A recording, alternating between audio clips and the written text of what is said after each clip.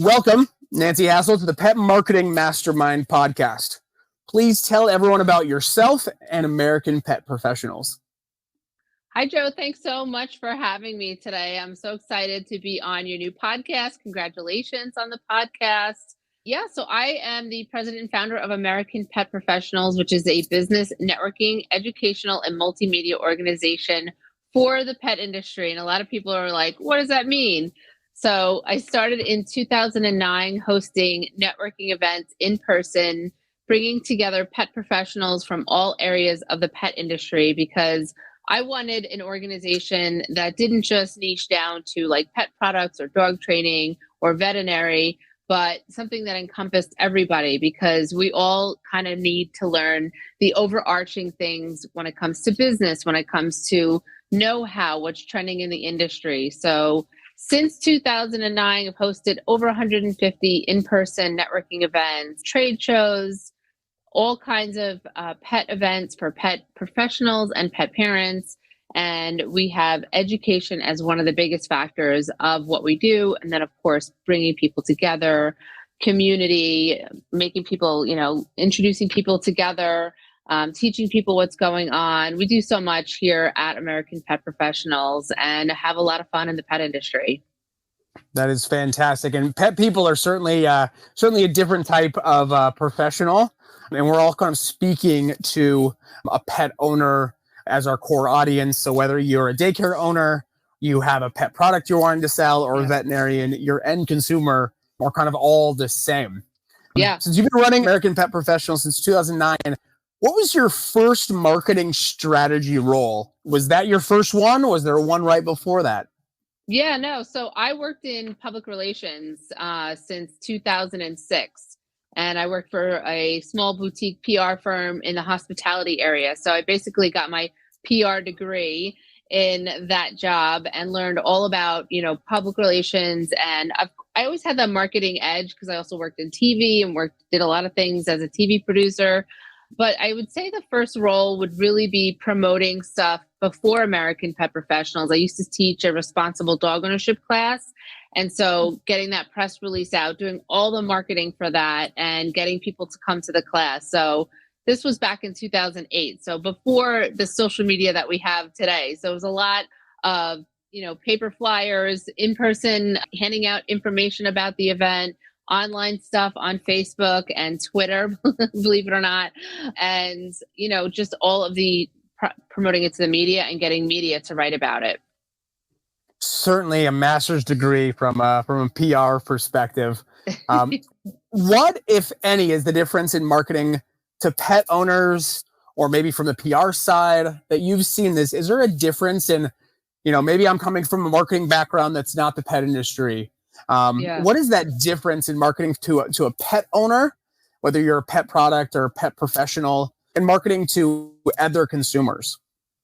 Yeah, definitely. I mean, I think being in the industry, we all kind of know this, and it pulls at the heartstrings, right? So your marketing effort is really what unifies us as a pet parent, right? Because we might be professionals and marketers and PR people and podcasters and all that other thing. But when it comes down to it, we end up talking about our pets, right? And a lot of times when I'm doing like in-person networking meetings, we have to kind of zip the pet talk because we will go on a tangent about all of our amazing fun things that our pets do. And often pets are crawling across the screen. So the difference between, marketing towards, a non-pet audience and the pet audience is, we can all unify on that at the heartstrings of what our pets mean to us, right? Think about it. The Super Bowl has pet ads, right? They bring in, dogs and Clydesdales and other things. And those are usually the most popular ads, besides some of the funny ones.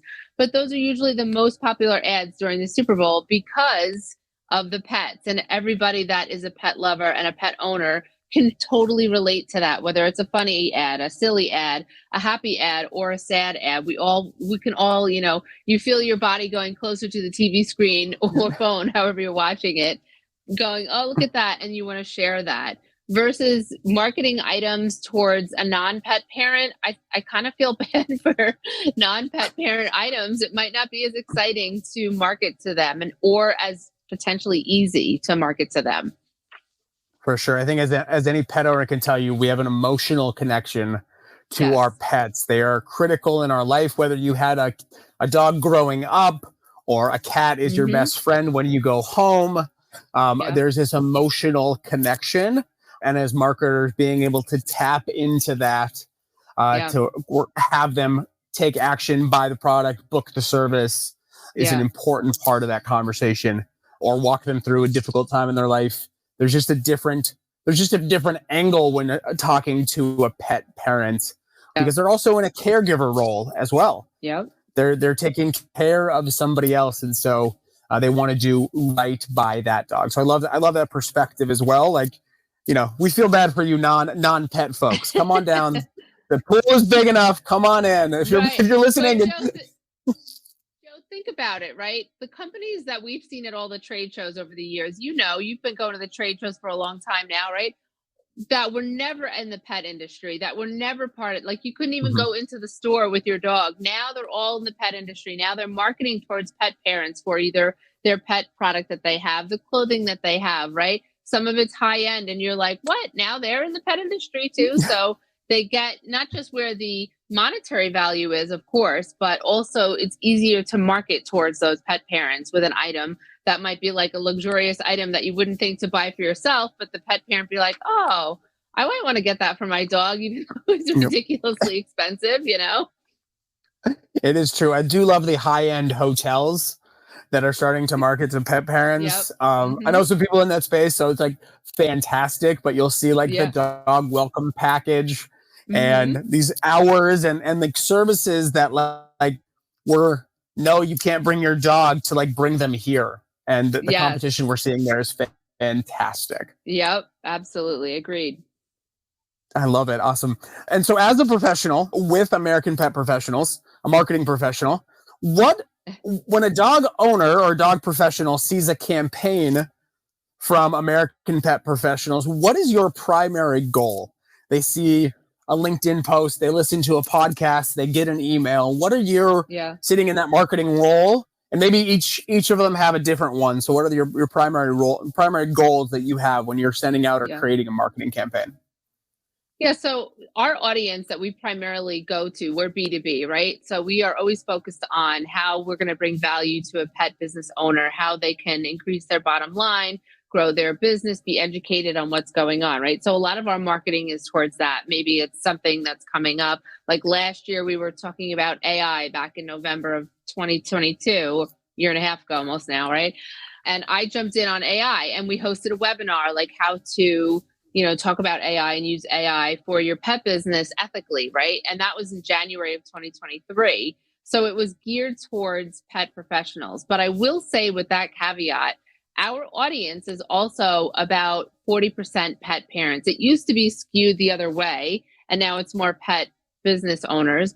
But I always think of it this way, that you have that pet parent out there that is one day going to go, you know what, I really want to work in the pet industry, or they're have a passion for working with dogs, or maybe they have a cat rescue, or they want to open a boutique and they're not really sure how. So often our marketing is like, we have Pet Industry 101 coming up. We have an event that we're going to be doing locally here, and we have online events for that. So it's for that pet parent that might want to say, you know what, I want to do something in the pet industry, but I'm not sure what yet. How can we figure out how to help them, right? So we have a whole class around that. And so I think that's a lot of our marketing efforts. Is it might seem like it's directed totally towards pet professionals, but a lot of it is also directed towards pet parents, if that makes sense. For sure. And I know I've been on your email list for many years now in LinkedIn, and it feels very, and maybe you can correct me if I'm wrong, feels very aspirational and attainable. Like, you can do this. Here's the calendar. Here's the goals. Like, I feel like a lot of people look at marketing or business, and from your perspective, as like an overwhelming, I have to do so much, I don't want to get started. And it feels like what I've seen is like, wow, I can do that, and here's the steps to do it. So you kind of remove some of the barriers. Yeah. Try to simplify it. I think the overwhelm is a lot, whether you're a pet parent getting overwhelmed by all the stuff that's coming at you from our pet business marketing efforts, or if you are, a pet professional or thinking about it and you're thinking about how to do it. I try to make it simplified. I try to break it down. That's why we always have educational events all of the time for our members. And then sometimes we have them outside of our membership as well. Besides being on your membership, given the ever-changing marketing landscape, I feel like there's new things evolving and new resources and new assets and new tools. How are you or your team keeping up to date with the latest trends and, talking about AI a year and a half, a year before I feel like it really hit the mainstream? How are you keeping up with the latest trends? Crystal ball? Wouldn't that be nice? I don't know. I feel like I've always looked outside of the industry as well as within the industry, right? Like I always say, everybody's got their head down looking at their own pet business. So I pay attention to everything that's going on in the industry as much as I possibly can. It's a lot going on. But I've also been one to always go to outside conferences, business conferences. I mean, back in the day when Periscope was a thing, I went to the Periscope Summit because I wanted to learn all about it. And when AI came out, I was just like, okay, because I've been a writer, a journalist, a columnist, and writing my own blog posts for so many years that I was like, how are they doing this without just scraping stuff from the internet? Like, how is this working? So I wanted to know how it was working. So just always kind of pay attention to that. I am fortunate that I have a small but mighty team. I have a podcast as well. And, last year I sent my producer, I said, hey, there's a really great podcasting event happening near you. She's in the middle of the country. Why don't you go to that? I think it would be really, excellent for you. And she came back with like 40 pages of notes. So, a lot of that is also having other people that are interested and have a vested interest in learning. So I think it's not so much a crystal ball. I think it's really just paying attention to what's going on. I'm always about learning about new social media. The AI is interesting to me. What goes on with influencers is really interesting to me. So, I have a media background. I was a TV producer. So as much as I try to pull away from that, I'm always sucked right back in. So I think, listening to webinars, listening to podcasts, going to conferences, and then reading a lot of what's coming up is really kind of what I do. I love it. I love that how excited you are about what's next. I feel like a lot of business owners take it as like, oh, that's overwhelming. That's another thing to learn. And for you, it's like, yeah, that's another thing to learn. That's another tool in my tool belt. That's another thing I can provide value to my membership versus getting, as soon as you get overwhelmed, like, oh, I don't even want to deal with that. Then I feel like you're sunk in regards to the next tool. Cause it's always changing, always evolving. There always is going to be the next greatest innovation in the world of marketing. It's so true. But I also think that marketing in itself and its storytelling and how you approach people doesn't necessarily change. It's the tool and how you approach those people, right? Like a few years ago, we didn't have TikTok. Now everybody and their mother and the business and the news is on TikTok.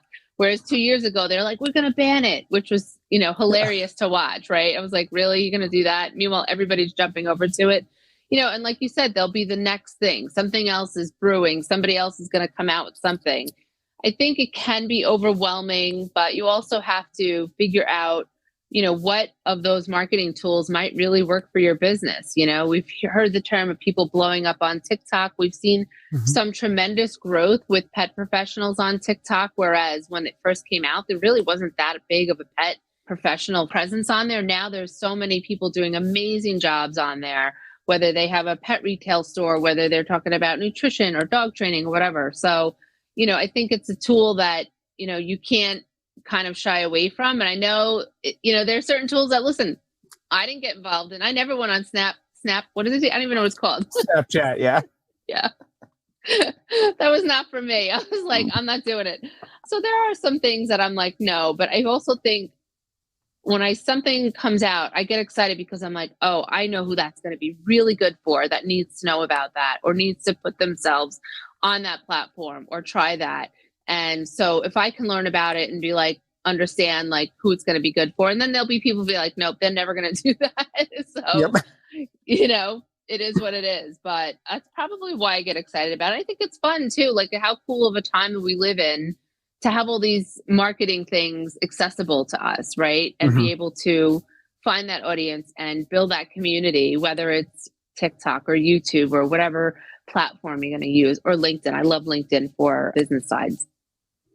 For sure. Yeah. I think like building that community, removing a lot of the gatekeepers that were there before and a lot of that cost. If you can hit record and are creative and have a message, and as you mentioned, like the story part of marketing doesn't change. The tools do, how that's delivered might change, but the story part, and I do love to see, pet brands and pet products blowing up because somebody found it and they're like, check out this amazing thing, and kind of like that best product wins versus, this launch campaign can be beaten out by a viral video shared by the right audience at the right time. Yeah, it's crazy. What marketing tool do you feel like today, 2024, is underutilized by pet professionals?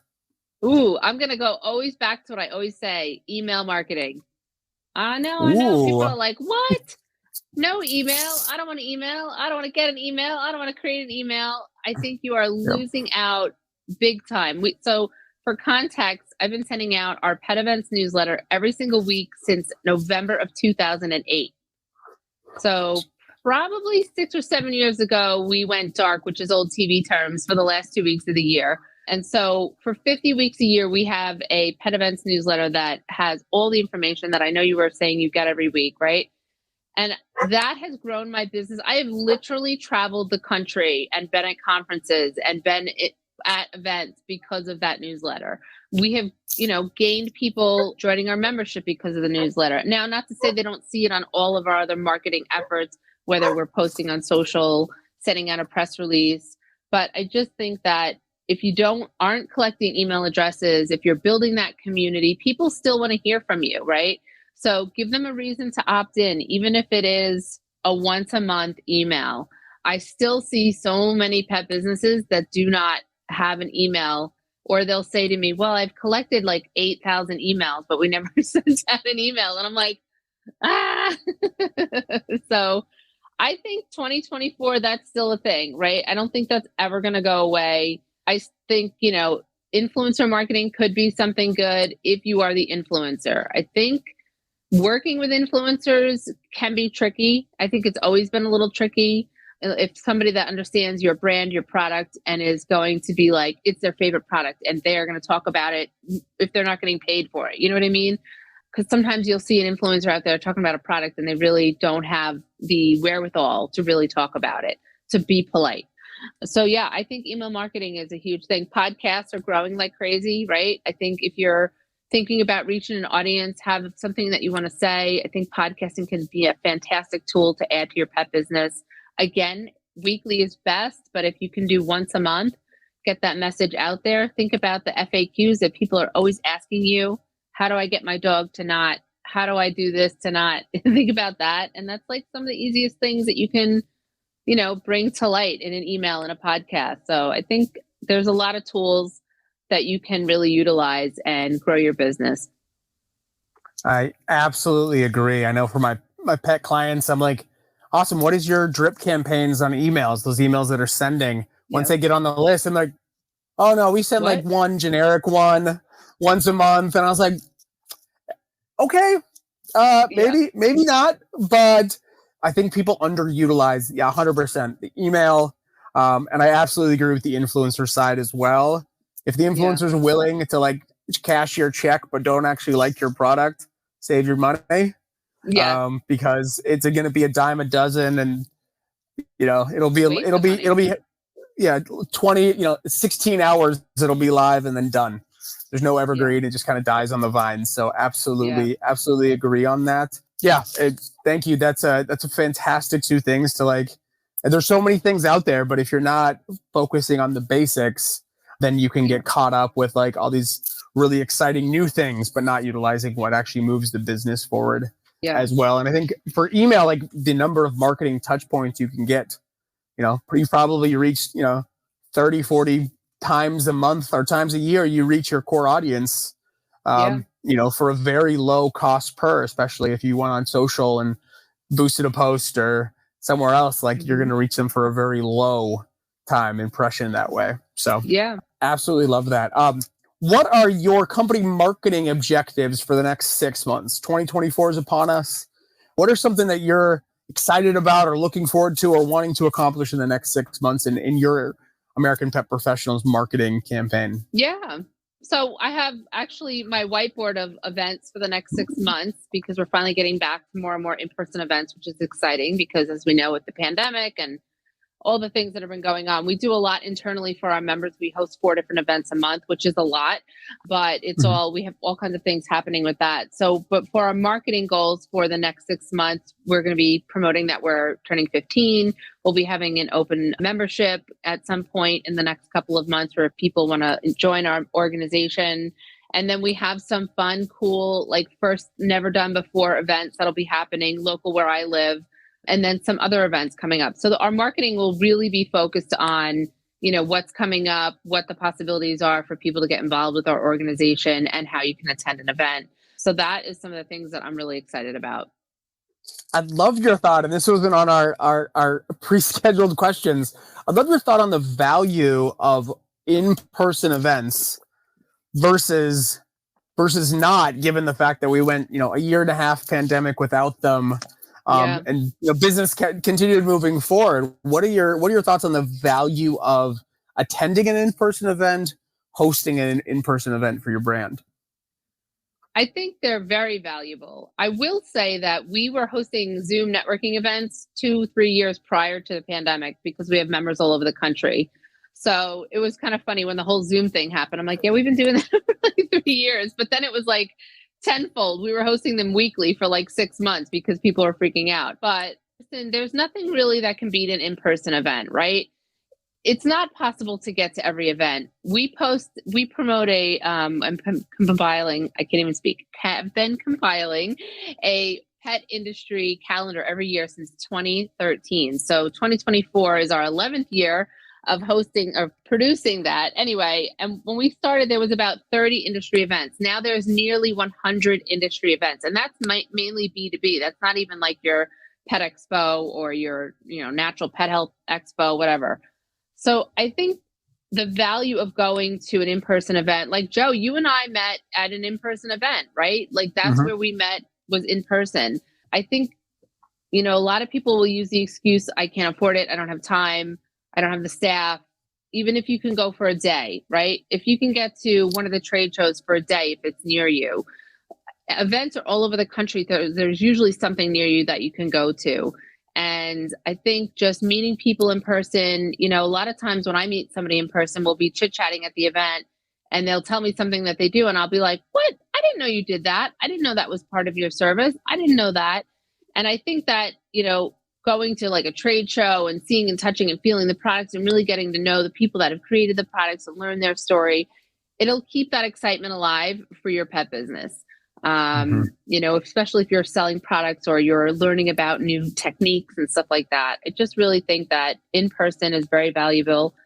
On the other side of it, I will say, being present at a networking event that is hosted on Zoom is very valuable. You also don't know who you're going to meet. I've been saying that forever. Whenever we have a member come to an in-person or a Zoom, they'll be like, I just met like 3 people I needed to know. And I'm like, yeah, I know. Been doing this a long time. Been telling you to come for a year, So I just think make the time for your business. It's, if the event's an hour, if it's on Zoom, 1 hour out of your life could change your life because you might meet the right person that you needed for your business.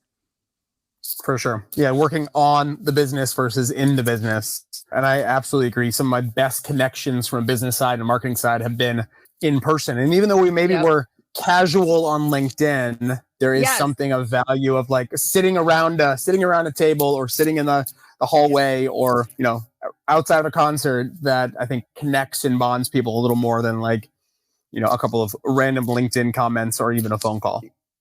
Absolutely. And you know what? I love that you said that about LinkedIn, because there's nothing better than the brand awareness when you're chatting with somebody at an in-person event and you hand them your card and they go, oh, we're connected on LinkedIn, or I get your newsletter.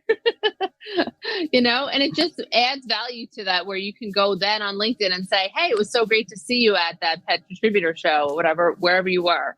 So I really always find that amazing when you meet somebody and they're like, I've heard about your business. I'm like, all right, I'm doing something right. They've heard about it. I'm pretty good at this marketing thing. I love it. What final piece of advice do you have for pet marketing professionals, whether entrepreneur or maybe a pet executive what final piece of advice do you have? As in terms of marketing? Yeah. As in regards to marketing, or maybe words of encouragement, or, maybe you've seen really bad marketing out there, and what's that piece of advice you would give to either avoid the pitfalls or inspire them to climb the mountain? All right, I have both. Love it. Avoid the pitfalls is something that really upsets me, is that when I hear from a member or a newer member that they just spent thousands of dollars with a marketing team that doesn't know the pet industry, did not take the time to know their brand or their product or their audience that they're looking to promote to. That actually breaks my heart. There was somebody about a year ago that they spent like 25 grand on a marketing effort and they got zilch out of it. I've also heard that from PR, but it's always people that are not necessarily pet centric. And I'm not saying there aren't great agencies that are, they do both. There are.